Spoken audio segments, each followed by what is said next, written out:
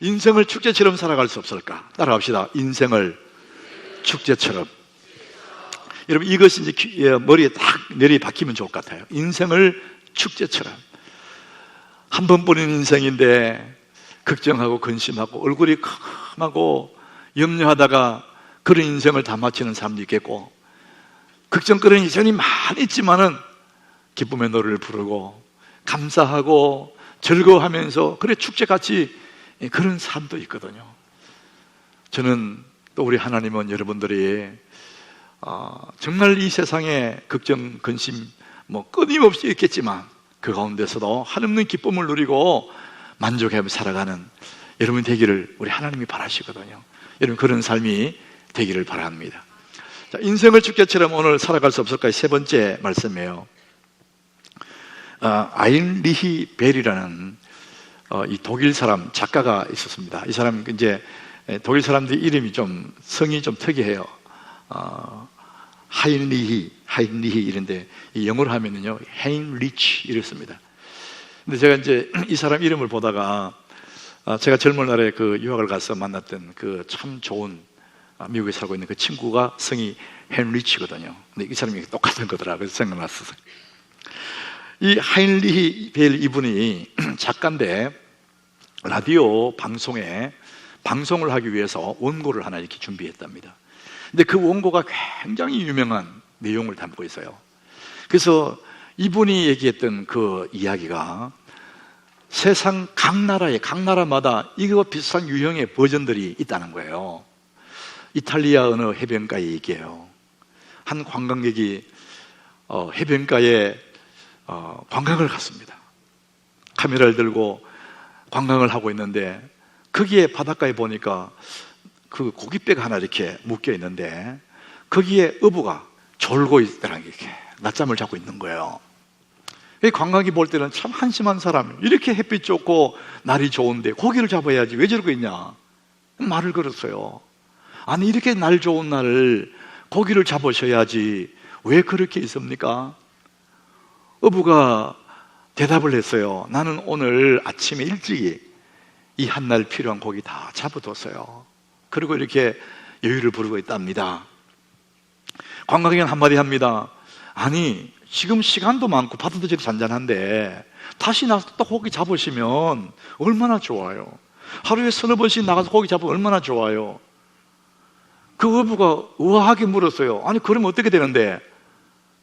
관광객이 대답하죠. 아니 하루에 서너 번씩 더 고기를 많이 잡으면은 그렇게 1년 정도 지나면은 당신은 지금 배보다 훨씬 좋은 배를 살 수 있잖아요. 이 3년을 그렇게 열심히 일하면은 그런 배 두세 척을 살 수 있지 않습니까? 그 어부가 또 물었어요. 아니 그러면 어떻게 되는데요? 아니 그걸 왜 묻냐고. 돈을 많이 벌지요. 그러면 큰 냉동 창고를 살 수도 있고 거기 있는 고기들을 더 도시로 막 그냥 팔로를 직판할 수 있는 큰 트럭도 운행할 수 있지 않습니까? 그걸 큰 부자가 되는 거죠. 어부는 또 뭐래? 아니 그걸 큰 부자 되면 어떻게 하는데? 아니 그때 큰 부자가 된 다음에 그때 이 바닷가에 햇빛을 맞으면서 낮잠을 즐길 수 있지 않습니까? 그 소리 들은 어부가 한심하듯이 말을 해요. 내가 지금 그걸 하고 있잖아요. 지금 내가 지금 햇빛을 누리면서 햇빛을 받으면서 낮잠도 자고 좋아하고 있지 않습니까? 이런 얘기를 했어요. 자, 이런 버전들이 각 나라마다 있는데, 자, 여러분 이 얘기를 들으니까 어떻습니까? 지금 햇빛 받으면서 낮잠 자는 것과 돈을 많이 벌은 다음에 낮잠 자는 거하고 뭐가 다르죠? 여러분 하면 머리가 복잡해질 거예요. 여러분 우리는 이런 얘기 들으면 참 이게 생각이 좀 다 갈리는 거예요. 사람들도 좀 나눠질 수 있습니다.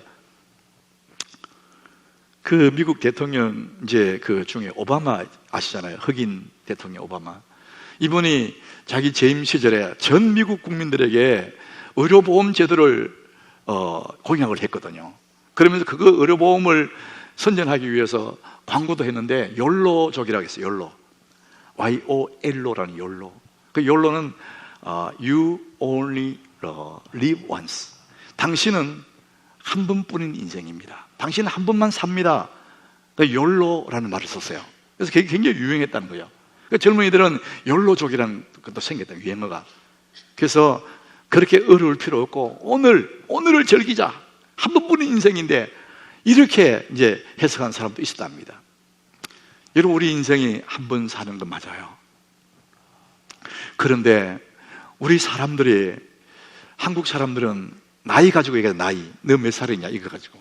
그런데 여러분, 나이가 얼마인지 그것보다 더 중요한 것이 뭐냐, 어떻게 나이를 먹었냐 이거예요. 몇 살, 그게 중요한 것이 아니고 그 나이 값이 되느냐, 어떻게 나이 먹었냐 이거거든요. 다른 말로 하면은 인생의 길이로 그 사람을 평가하지 않는다는 거죠. 100년을 살았다, 120년 살았다고 사람들 감동을 먹거나 훌륭하다고 말하지 않습니다. 인생은 길이로 평가하지 않습니다. 인생을 평가하는 것은 내용으로, 삶의 내용, 어떻게 살았냐, 그 삶의 내용을 가지고 평가하는데, 그런데 그 내용을 우리는 어떻게 살았냐 이렇게 말한다면은 그 사람의 삶의 업적을 말하잖아요. 부자가 되고 성공을 하고 권력을 쟁취하고 어떤 업적을 가졌느냐, 그거 가지고 그 사람 평가하거든요. 자, 그런데 저는 삶의 내용이 대단한 업적을 이루고 굉장한 것을 성취했다 할지라도 그 사람에게 있어서 이거 없으면 그 모든 것이 의미가 없어요. 이것이 뭡니까? 성경은 한글같이 말합니다. 예수님입니다. 예수 없는 인생은 모든 것을 다 가져도 의미가 없다는 거예요. 이게 솔로몬이 한 얘기거든요. 부귀영화의 대명사 솔로몬이 사람으로서 누릴 수 없는 모든 영화를 다 누렸지만 그 인생의 결론이 뭡니까?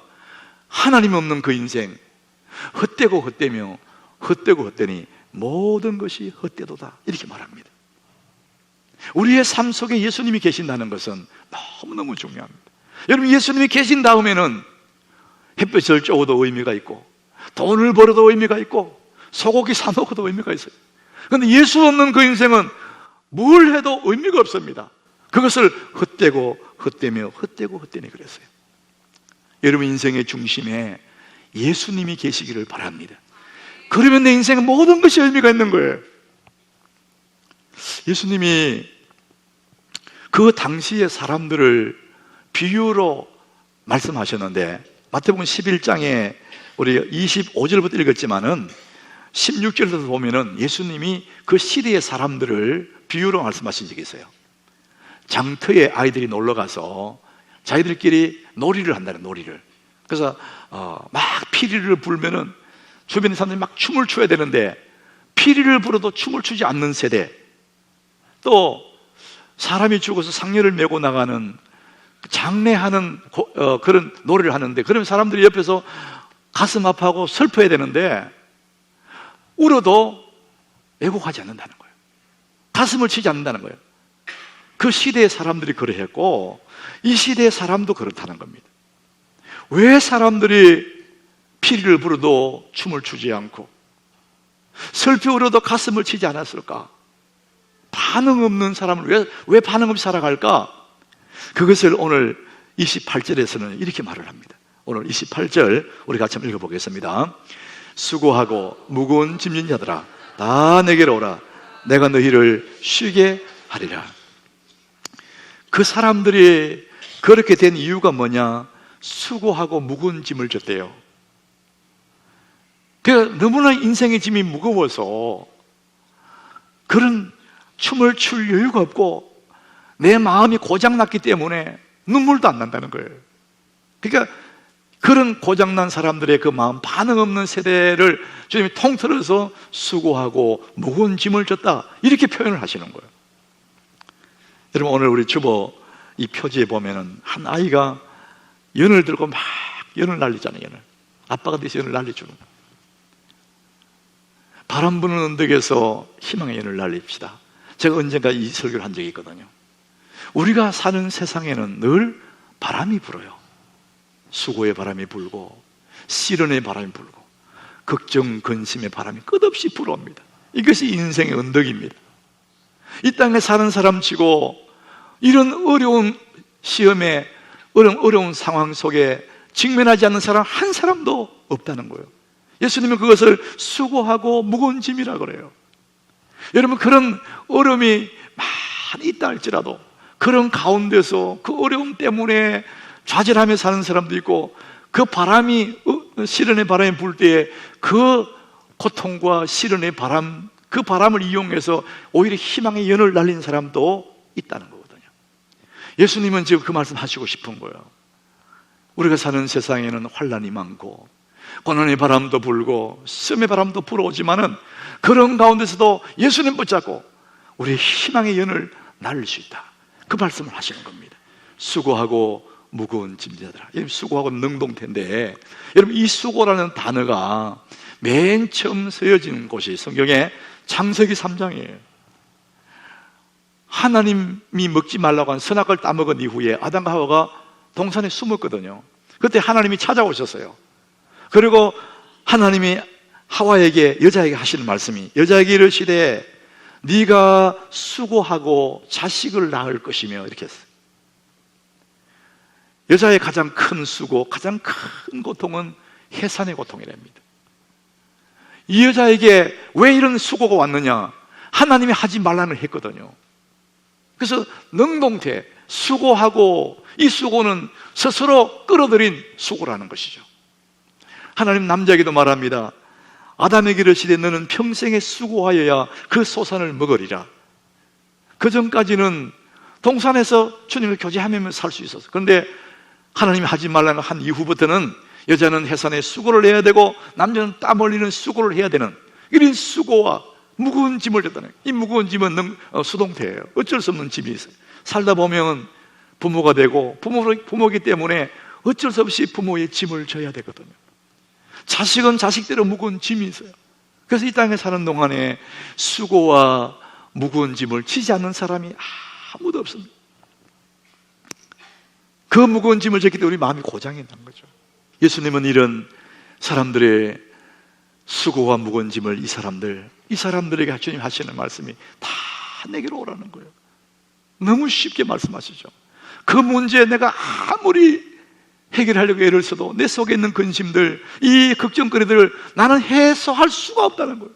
그게 예수님이 하시는 말씀이 아주 명쾌하게 말합니다. 수고하고 무거운 짐진 자들아, 어쩔 수 없는 짐을 졌거나 살다 보면 괴로운 일을 만났거나 눈앞이 캄캄한 일을 만났거나 수고하고 무거운 짐자들 다 내게로 오라. 내가 너를 쉬게 하리라. 이렇게 말합니다. 예수님께 오라고 합니다. 여러분들이 이 수고하고 무거운 짐자들아 다 내게로 오라, 이 말씀을 모르는 자가 없습니다. 다 알아요. 그런데 왜 내게는 여전히 염려, 걱정, 의심이 있습니까? 주님께 안 가거든요. 성경은 알고는 있는데 성경대로 안 하는 거예요. 여러분, 하나님 말씀을 알고 있다고 능력이 되는 게 아닙니다. 하나님 말씀은 내 삶에 적용을 할 때 능력으로 나타나는 거거든요. 여러분, 아무리 좋은 명약이라도 진열대에 진열해 놓으면 나와 상관이 없어요. 내가 그 약을 복용할 때 그 비로소 그 약의 효임이 내 몸에 나타나는 것입니다. 하나님 말씀을 알고 있다고 해서 되는 게 아닙니다. 그 말씀을 내 삶에 적용할 때 능력이 나타나는 것입니다. 수고하고 무거운 자들 다 내게로 오라.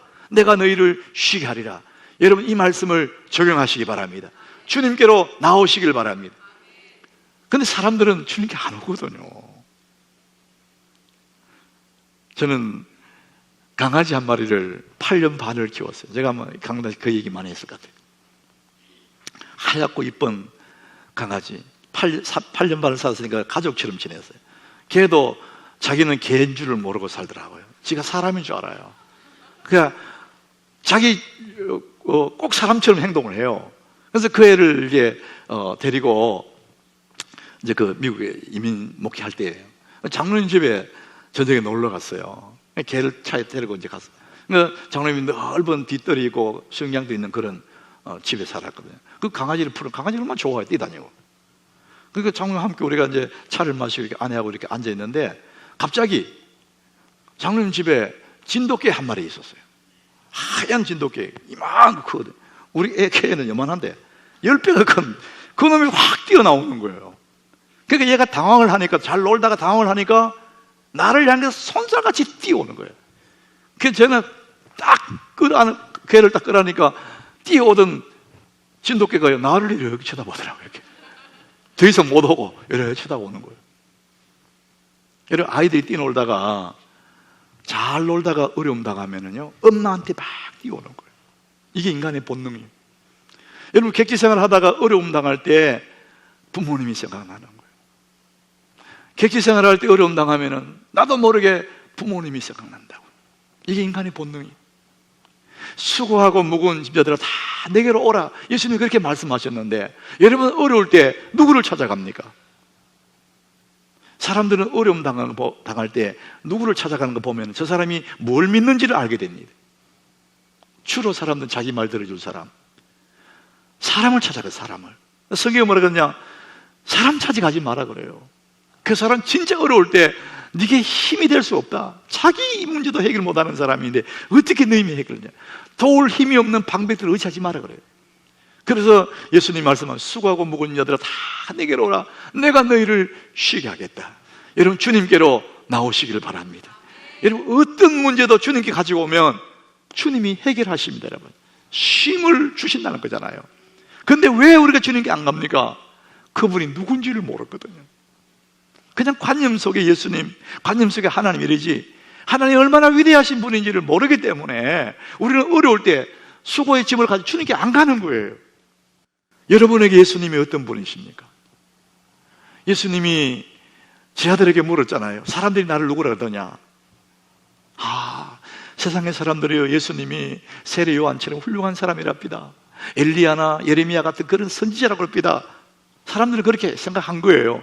예수 사람 보통 사람 아니야. 훌륭한 선지자 중 한 사람 같아.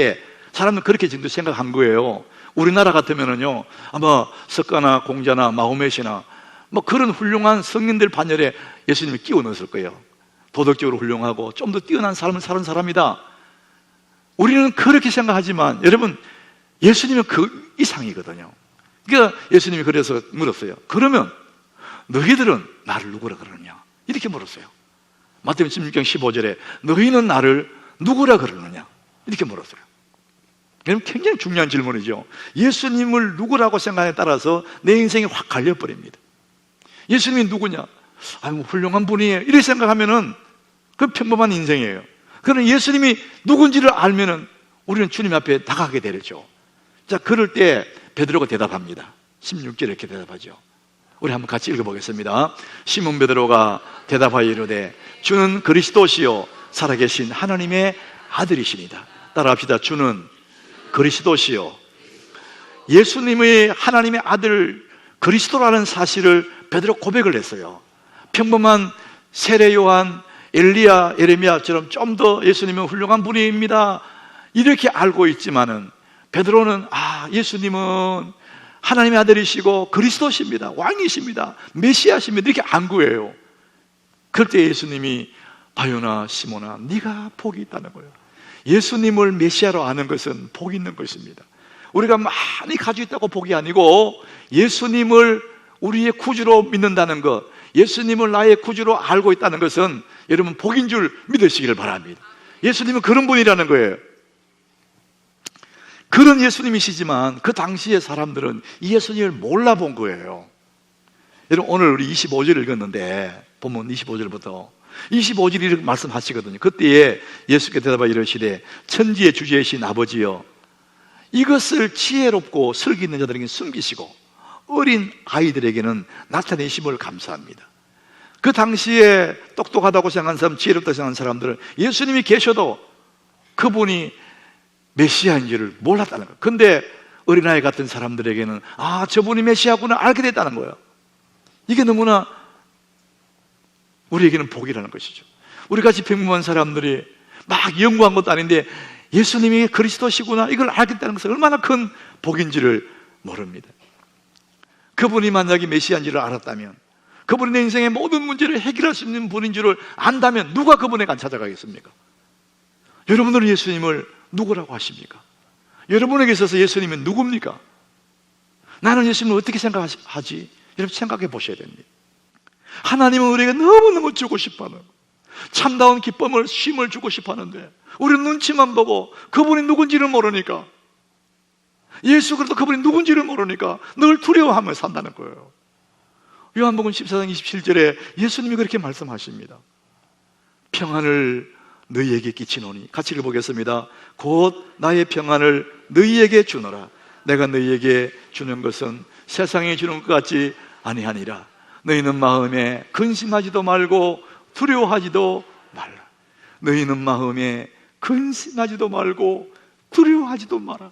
눈치 보지 말고 근심도 하지 말고 두려워하지도 말고. 왜? 내가 너희에게 평안을 준다는 거예요.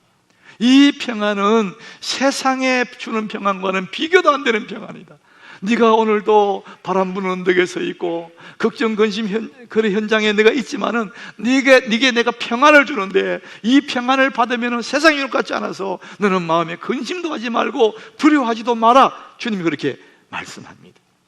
그리고 오늘 본문에 돌아보면 예수님이 나는 온유하고 겸손하다, 예수님 자신을 소개해요. 나는 온유하고 겸손하니, 그렇게 말합니다. 여러분, 온유하고 겸손하다 이 말을 쉽게 말하면요, 너무 대하기 쉬운 분, 너무 편한 분, 그런 뜻이에요. 아주 편안하고 가까이 가는 게 격이 안 생기고 너무 가까이 가고 싶은 편한 분이라는 그런 뜻이에요. 온유하고 겸손. 그래서 예수님이 나는 마음에 온유하고 겸손하니까 다 내게로 오라는 거예요. 그 말씀을 하시는 거예요. 예수님이 부담되는 분이 아니라는 겁니다. 빌립보서 2장 5절에 예수님이 정확한 답을 얘기했어요. 우리 같이 읽어보겠습니다. 빌립보서 2장 5절 같이 읽습니다. 너희 안에 이 마음을 품어라. 곧 그리스도 예수의 마음이니. 너희 안에 이 마음, 예수의 마음을 품으라는 거예요. 그 예수의 마음을 딱 품고 있으면 나도 모르게 예수님을 닮게 된다는 거예요. 오늘 본문에서는 온유하고 겸손한 마음이 예수의 마음이라고 했잖아요. 그래서 그 온유하고 겸손한 이 마음, 그 예수의 마음을 품으라는 거예요. 그러면 우리는 어떻게 되냐? 예수님을 닮아가게 된다는 것이죠. 우리 매일매일 삶의 목표, 일의 분량을 정하고 열심히 살고, 그거 정말 중요해요. 그러나 그보다 더 중요한 우리 매일매일의 삶의 목표, 하루에 시작하면서 주님을 닮아가는 온유하고 겸손한 주님의 마음을 내 마음에 품는 겁니다. 오늘 말씀 보니까 연습하라 그랬어요. 내게 배우라 그랬거든요. 배우라. 배운다는 것은 연습이거든요. 매일매일 주의 마음을 품게 되면 우리는 점점 주님을 닮아가게 되고, 이것이 1년이 가고 2년이 가고 매일매일 주님의 마음을 가슴에 품다 보면 언젠가 우리의 얼굴에 주님의 크한 얼굴로 바뀌어 있는 것을 보게 될 그날이 오게 될 줄로 믿습니다. 여러분, 인생을 축제로 산다 그러니까 아무 문제 없는 그런 삶 같은데 그런 삶은 없습니다. 세상에 여전히 바람이 불어요. 시련의 바람이 불어요. 고통의 바람이 불어와요. 환난의 바람이 불어와요. 그 속에 내가 있어요. 그러나 내 속에는 온유하고 겸손한 주님의 마음이 내게 있어요. 한없는 기쁨이 내게 속에 있어요. 그렇기 때문에 내 속에서 기쁨이 솟아난단 말이에요. 근데 내 속에는 축제가 이루어지는 것이죠.